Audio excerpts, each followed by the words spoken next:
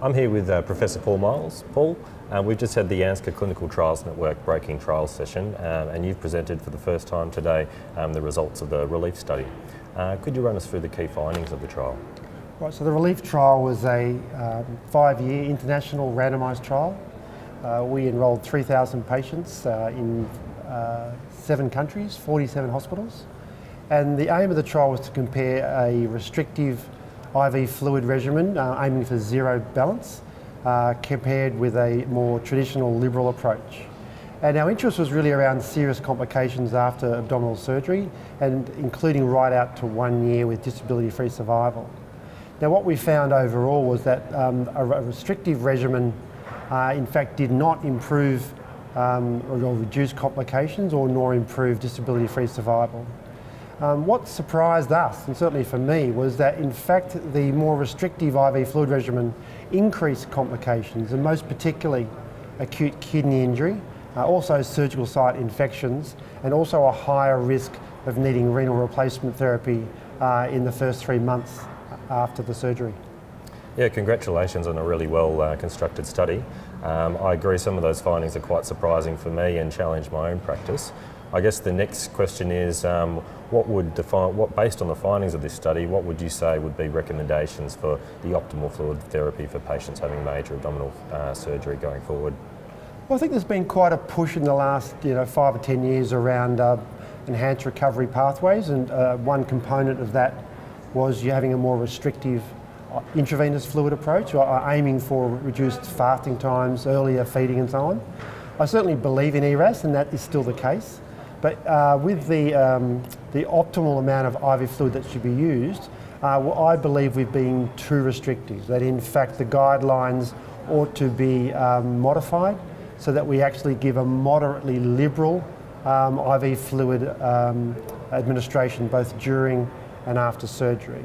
And by that I mean around about 10 mils per kilo at around the time of induction of anaesthesia of a balanced salt solution. And during the operation, aiming for around 8 mils per kilo per hour as maintenance infusion. In the post-operative period, about 1.5 mils per kilo per hour out to at least 24 hours. At the same time, of course, aiming for optimal pain control, early feeding, and transition to oral fluids. Sure.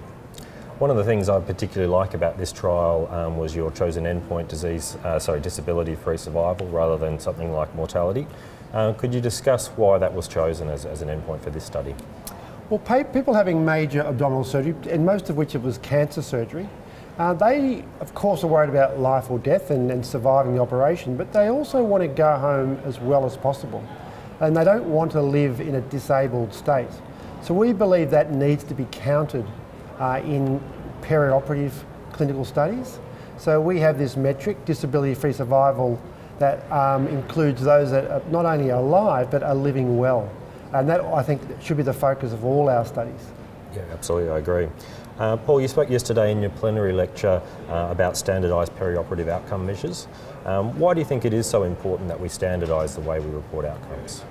I think doing clinical research, we need to get the best value out of that research, including the funders who fund the research, and that includes taxpayers, and for fellows of the college it's their college registration fees.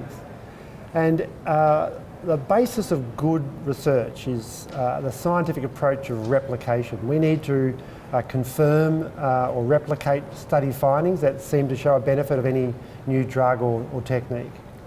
And we can't replicate findings if in fact the way we measure outcomes is different between the studies. We also can't pull the results of a range of studies into, say, a meta-analysis to give us an overall reliable estimate of effect. To do that, we need to have standardised outcome measures. And certainly I'm a big believer in doing clinical trials, but I believe that we should use definitions of what particular outcome events are, whether it's kidney injury or infection or pneumonia or stroke or disability-free survival. That each of these need to be clearly defined, and that people doing a follow-up or a different study should use the same definition. Well, you detailed yesterday the STEP initiative, and there's been a couple of guidelines now published with regarding the STEP guidelines for reporting of in various areas. What's been the feedback so far, and how easy do you think it's going to be to roll these out to the broader research community? So you're talking about our STEP initiative, which is the Standardised Endpoints in Perioperative Medicine. We've published 2 papers now in the last 2 months in the British Journal of Anaesthesia, and there's more coming through this year. I set out to develop that collaboration with all the leading anaesthesia and perioperative trialists around the world, including outside of anaesthesia. By that I mean surgery, nursing, health economics, critical care and so on. And the aim was to actually get all these lead investigators, senior researchers, to work together and agree on how we should define the endpoints. And amazingly, we've had great buy-in from just about everybody. We've got at least 5 chief editors of the anaesthesia journals, at least another 20 people who are on the editorial board. So these are the decision makers about whether your work gets published or not.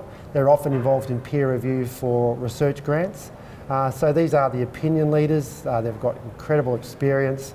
They extend knowledge beyond not just one area of anaesthesia or even anaesthesia itself, but right across perioperative medicine. So it's been a great collaboration or initiative, and the Delphi consensus process we're using allows everybody to have an equal say in the refinement and development of these standardised endpoints. Yeah.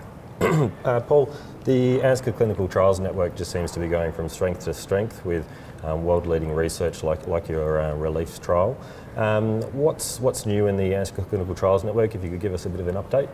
Yeah, so we're obviously delighted with the progress and growth of the CTN. There are actually 3 other major trials that are currently underway at the moment. They're all fully funded from the National Health and Medical Research Council, which is great for our specialty. And we've got at least 3 or 4 on the drawing board. We've got a steady stream of new ideas, including coming from young or emerging investigators, and we refine and develop these into what we believe is the optimal clinical trial design. We are quite optimistic about getting full funding into the future. So, you know, the future looks bright. Paul, thanks very much for your time. Okay, thank you. Thank you.